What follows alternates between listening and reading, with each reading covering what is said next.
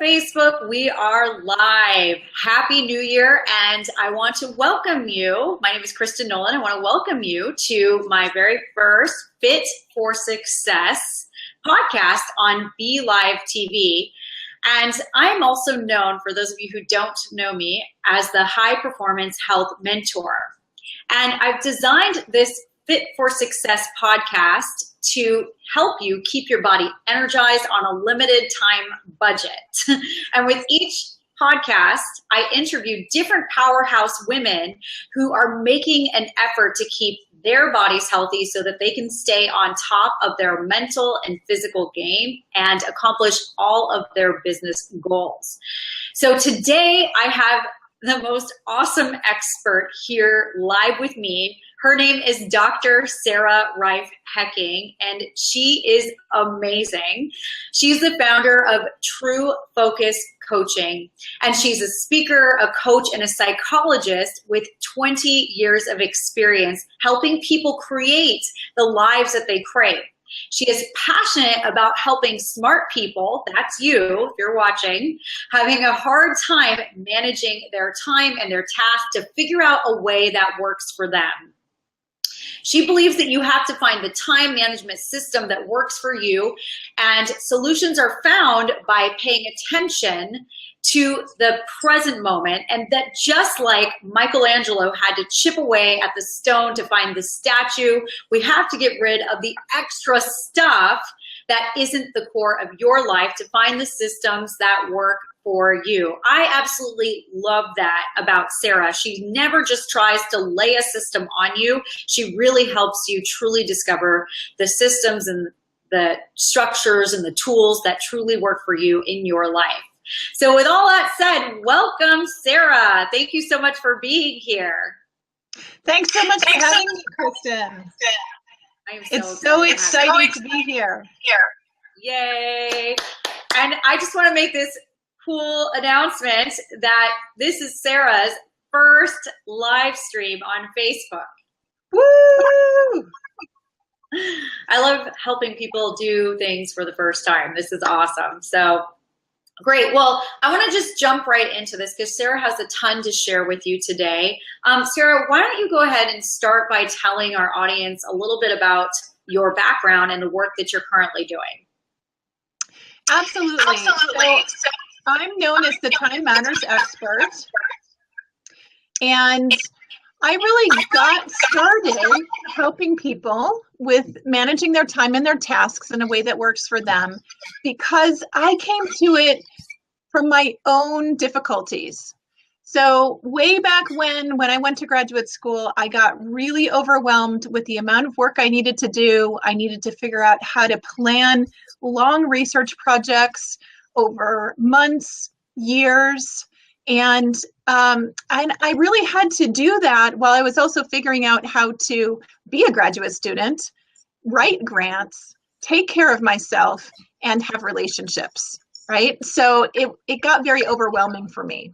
So I got stuck in my own overwhelm and procrastination. And since that time, I've really been working hard on figuring out what are the systems that work for me so that I can easily do the things that are most important in my life.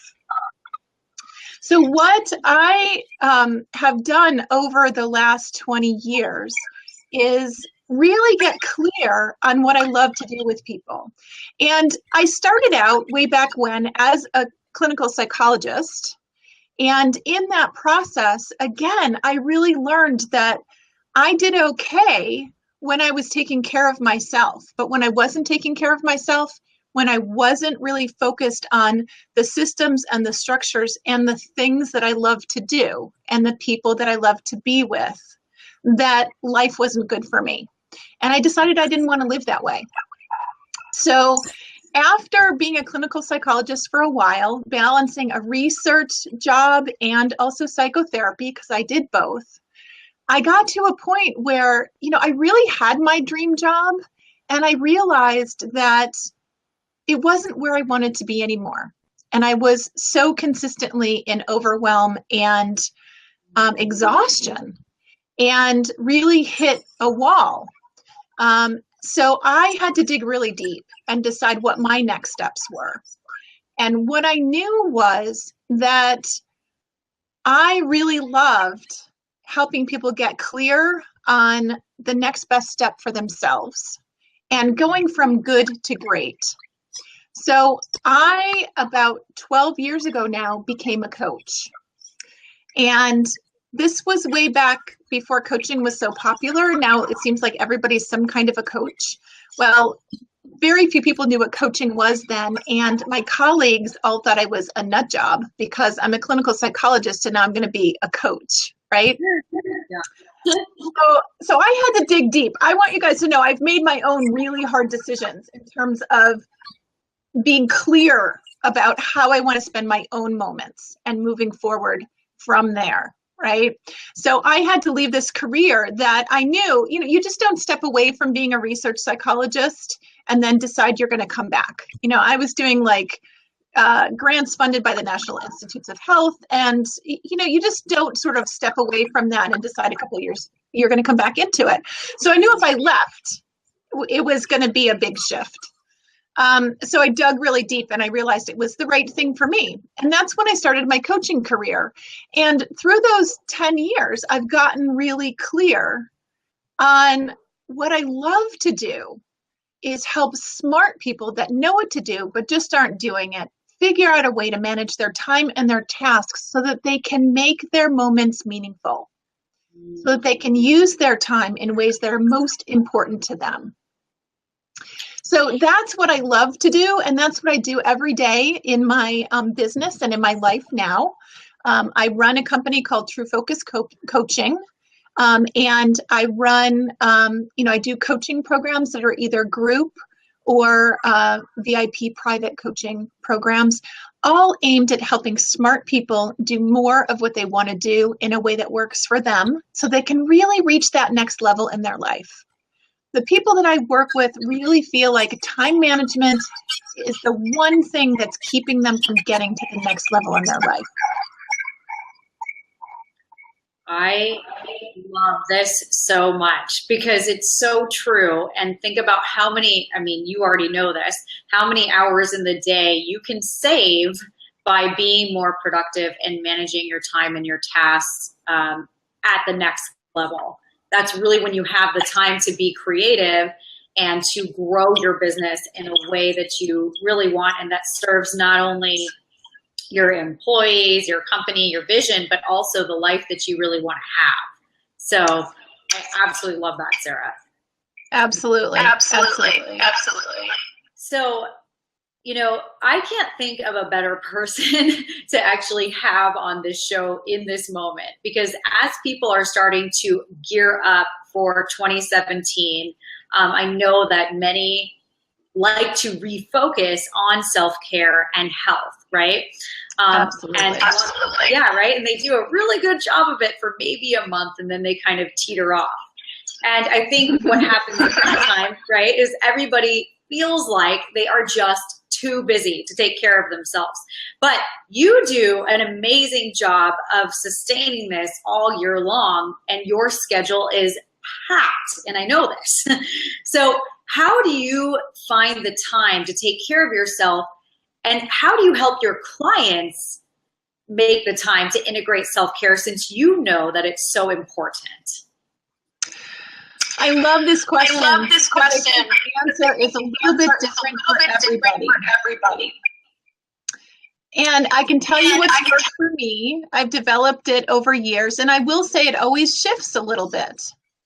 So for me, what I know about myself is that I need enough sleep. I need to eat healthy, nourishing food. And I need physical activity, and I need to be in nature.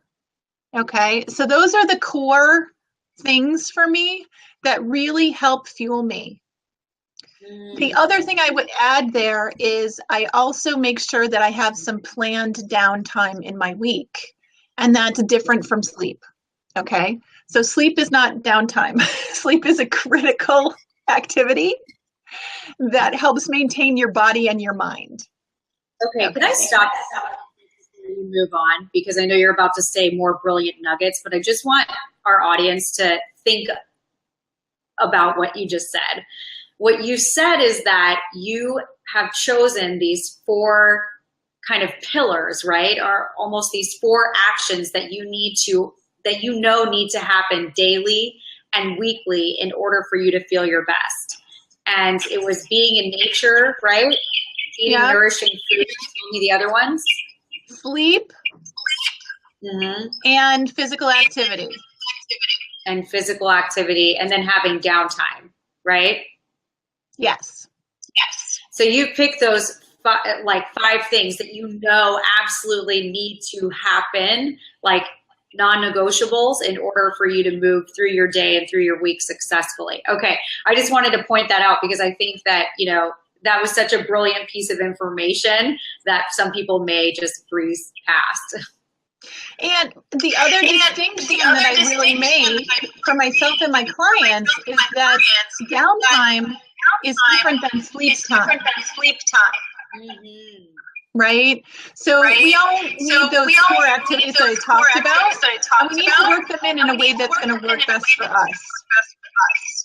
Right. So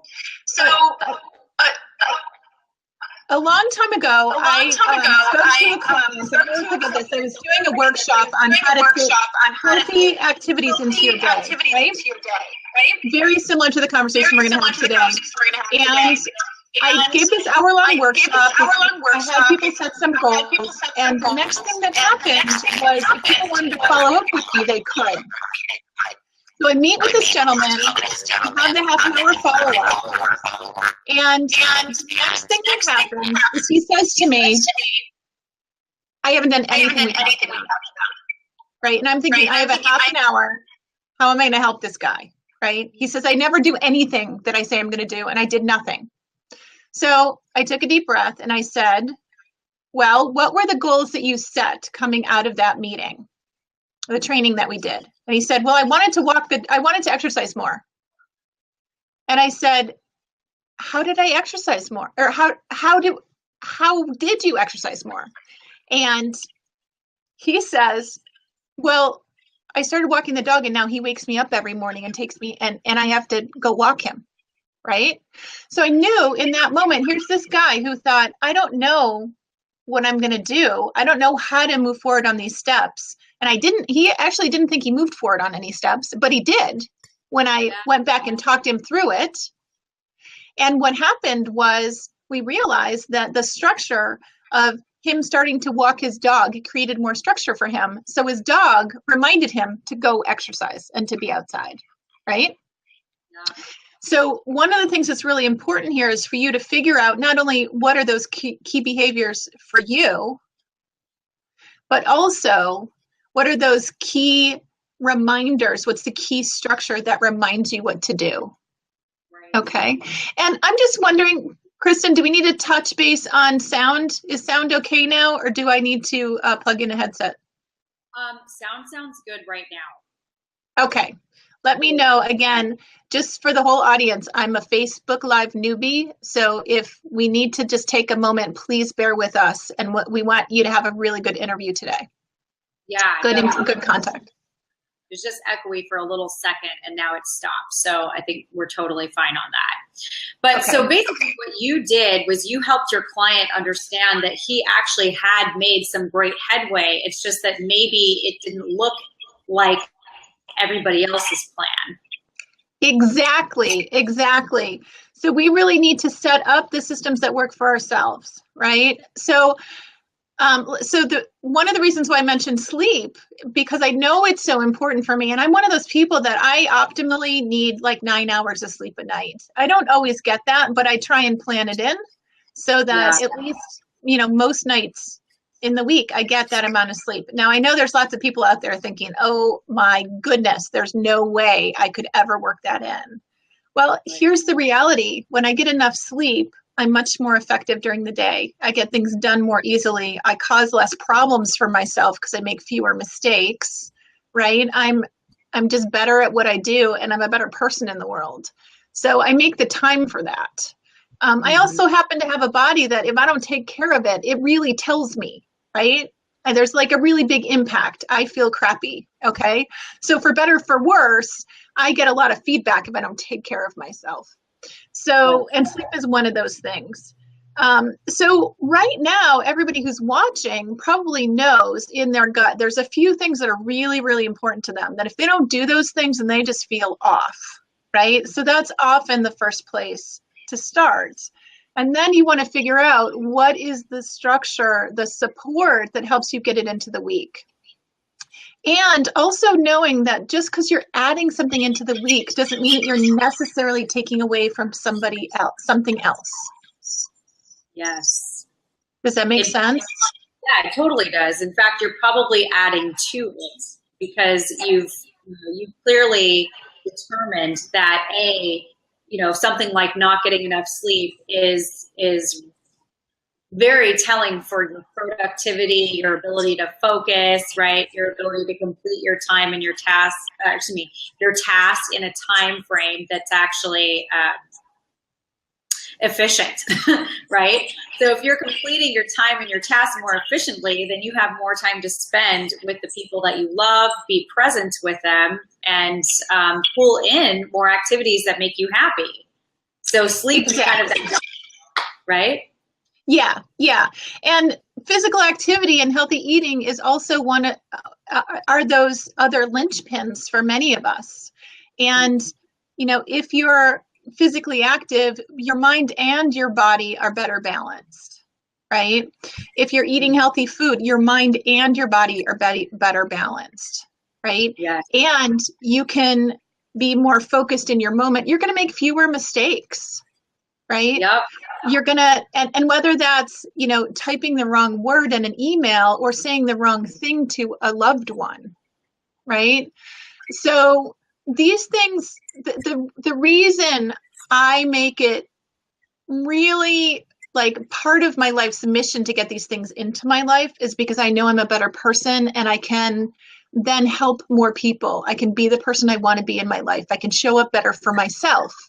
And I know it has to start with me. If I'm not rested, if I'm not taking care of myself, then I can't take care of other people. Then I can't do the teaching I love to do. I can't be with my family the way I love to be with my family. Yeah. I love that you just said that because I think so many people will consider self-care a selfish activity. And I always tell them, no, it's the most selfless thing that I do because right? Yes, absolutely. And one of the things that I know when I work with people and I have them put together their to-do list, right, whatever that version of to-do list that works for them, I actually recommend that you put your self-care, or what I call fuel for your ultimate self, right? Because that's what it is. Like, if you don't fuel yourself, you can't do, forget all the 20,000 other things on your list. Forget those big goals. This is the new year. Lots of people are reflecting and thinking, where do I want to be a year from now? How do I make this the year that I want it to be? And here's the thing, unless you are taking care of fueling your body and your mind, you're not going to go where you want to go. It's that simple. So I actually request that people put fuel for their ultimate self as the first thing on their to-do list, right? First thing. I love that. So because, and the other thing is because it's the thing that we're least likely to do. We're so many of us, particularly if you're a busy entrepreneur, you're used to taking care of everything else except for yourself, right? I've talked to so many people over the last month that are in that situation. And so I want you to put it first thing on your list because you're going to need to see it more times before you actually decide to do it, right? So there's a little, psychological game there too that I'm asking you to play, because I know you need to keep seeing it and seeing it and seeing it in order for you to actually go, oh, that's right. Kristen said to go do this, or Sarah said to go do this, right? Mm-hmm.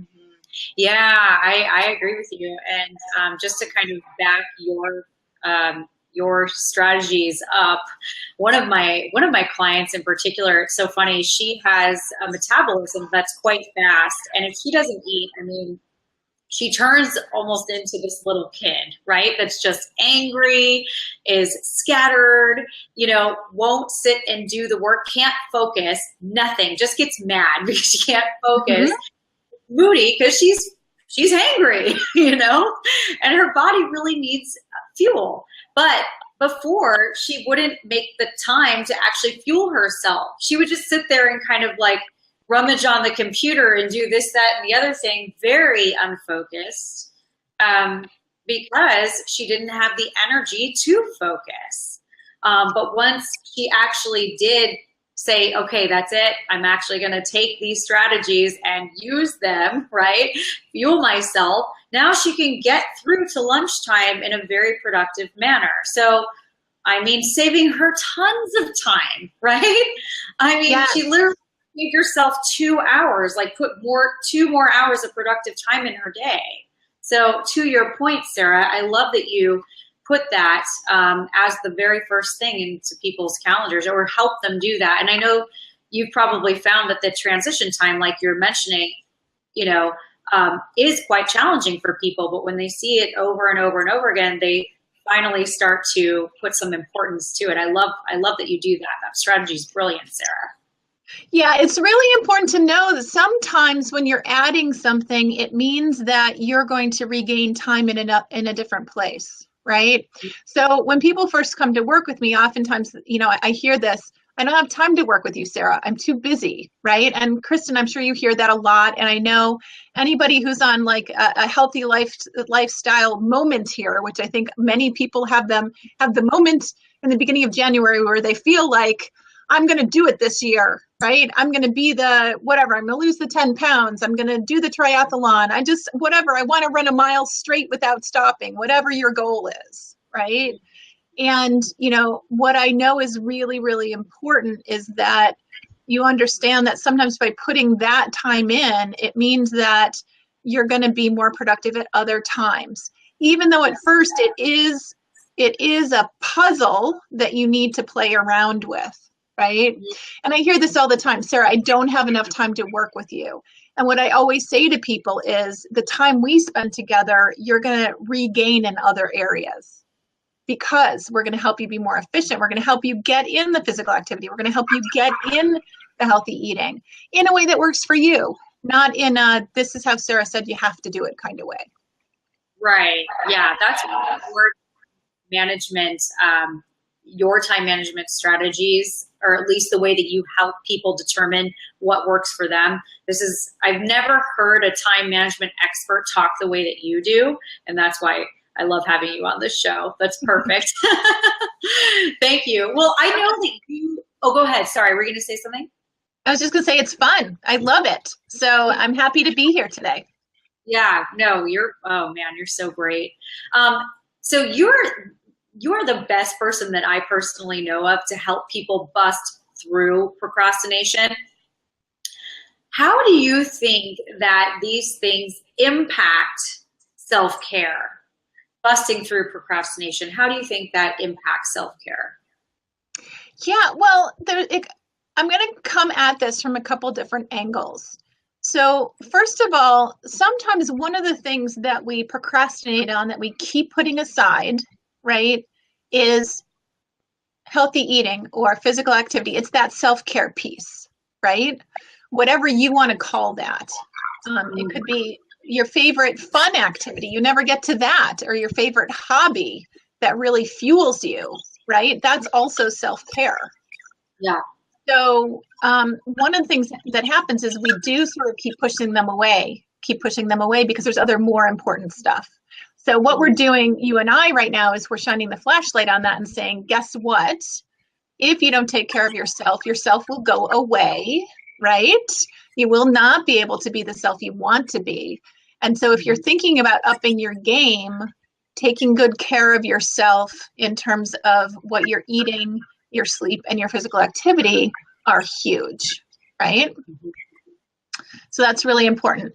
The other thing that happens is that when we're stuck in procrastination or overwhelm, and those two things are often linked, right? Procrastination is this act of putting something off that you know needs to get done and you know you need to do now, right? That's called procrastination.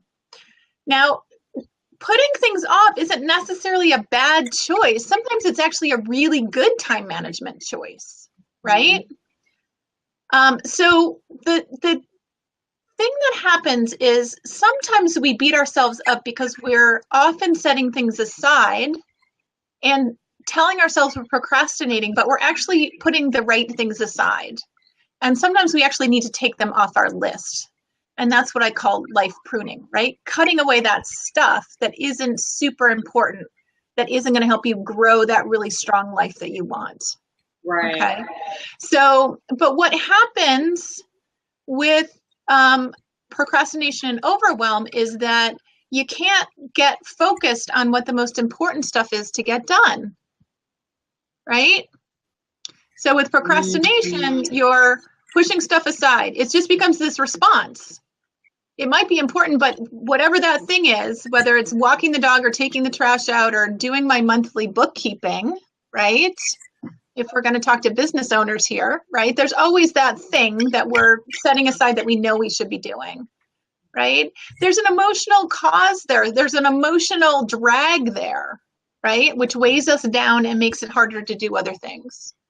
And we're always thinking we can't do that other stuff because we have this stuff that we're procrastinating on. Does that make sense?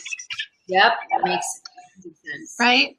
So I can't do the bookkeeping or I can't do the exercise because I haven't done the bookkeeping yet. When I get to the bookkeeping, then I'm going to do the exercise, but I never get to the bookkeeping. So yeah. Yep. Right. So there's this piece of procrastination and then there's this piece of overwhelm, which is just so much stuff flying around, right? That sometimes happens before procrastination and we just can't kind of settle into it.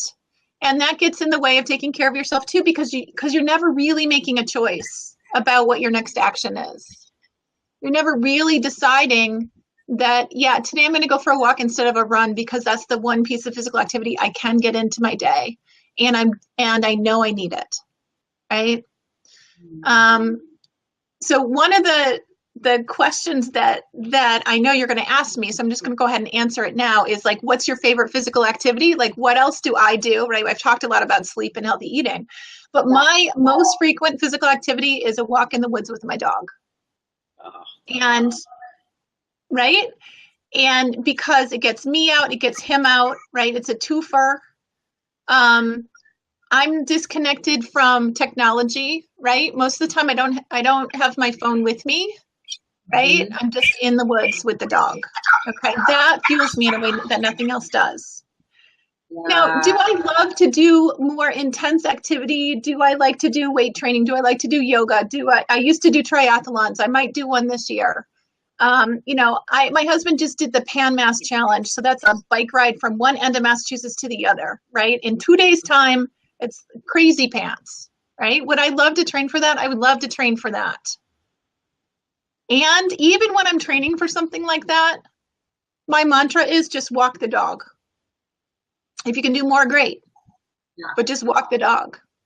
So when I'm having a really stressful time, my mantra is just walk the dog, get a good night's sleep, eat healthy food. Right. Make it simple, right? The decisions are made. So if we get back to the procrastination and the overwhelm, things are swirling, right? And it's hard to make decisions. So close as many decision loops as you can. And with your eating and your physical activity, make it easy, right? That's why my mantra is just walk the dog, even if I'm planning to train for a triathlon. Make sense? Totally makes sense. Yeah, I call it a reset habit, actually. Yeah. So what you're talking about, I love it so much because you're right. It's like when things are spinning, you can't make decisions at all. So what you have to just keep remembering, what is that one thing, just one thing that I need to do that keeps me grounded and keeps me sane. For one of my clients, it's preparation. She knows that as long as she gets her preparation in, everything else can fall into place. For you, it's, I gotta walk the dog. So I love that. Just walk the dog, just walk the dog. Get outside, walk the dog, right? So it's important to have just some basic decisions made, right? So if you're having a hard time eating healthy, then just have some decisions made, right? Have some basic healthy meals that are always end up in your fridge, that are always shopped for, or that you purchase from someplace else that fuel your body and the way you need to fuel it, right? So there's no brainer. So I always have some no brainer meals also, right?